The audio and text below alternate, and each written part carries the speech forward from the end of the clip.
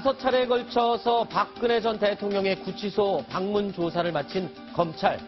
자, 이제 기소 날짜를 정할 문제만 남았습니다. 한종대 위원, 언제입니까? 기소 날짜 지금 정확하게. 예, 오늘이 4월 14일인데요. 네네. 3일 뒤인 4월 17일입니다. 아, 17일이요? 예. 다음 주 월요일이 되겠군요. 예. 원래는 이제 4월 19일이 네. 20일, 즉 검찰에서 구속자를 최대한 데리고 있을 수 있는 20일 만기일인데요. 네. 17일부터 네.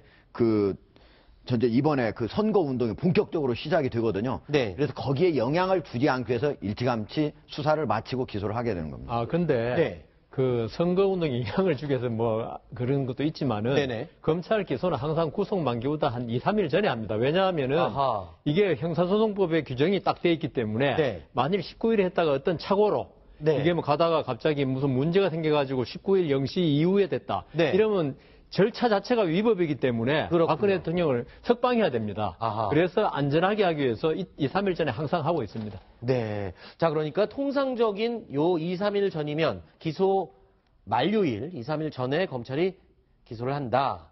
그래서 빠르지도 늦지도 않은 적절한 날짜인 것 같다.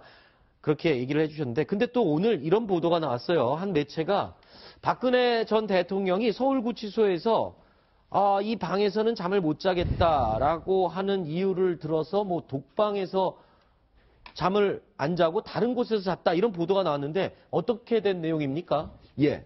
박근혜 대통령이 3월 30일에 이제 구속이 됐지 않습니까? 그런데 거기에 이제 들어가려고 했는데 그 방을 보고 야, 이거 너무 더럽다. 그게 이제 보도 내용인 거죠? 예, 예. 한 매체의 보도 내용? 예, 여기서 도저히 못 자겠다 해가지고 그 근무자의 당직실이면 밤에도 잘 수 있도록 돼 있거든요. 네. 거기에서 이틀간 재우고 거기를 도배를 하는 등 새롭게 만들었다고 합니다, 방을. 아, 근데 이 내용에 대해서 또 서울구치소가 사실과 다른 부분이 좀 있다라고 해명을 했죠. 그 내용도 정확하게 설명을 해 주시죠. 예, 원래 보도는 박근혜 대통령이 문제를 제기해서 요청을 해서 했다, 이렇게 얘기를 했는데 네. 서울 구치소 측의 주장은 과거에 전두환 전 대통령 그리고 노태우 전 대통령 때는 미리 준비를 했다. 그래서 네. 방을 좀 깨끗이 치우고 이렇게 도배도 하고 했는데 네. 이번 같은 경우에는 특혜를 준다는 그런 얘기가 있을까 봐서 미리 네. 하지 않은 상태였는데 네. 그렇기 때문에 우리가 한 것이지 박근혜 대통령이 요청을 해서 한 건 아니다, 이렇게 하고 해명을 했습니다. 네. 알겠습니다. 그런데 일단, 그거는 네네. 그 도배를 한 게 중요한 게 아니고요. 네네. 박근혜 대통령이 당직실에 잤다는 게 중요한 거죠. 아, 원래는 어떤 일이 있어도 자서는 안 그렇죠. 됩니까? 그 수용자는 네.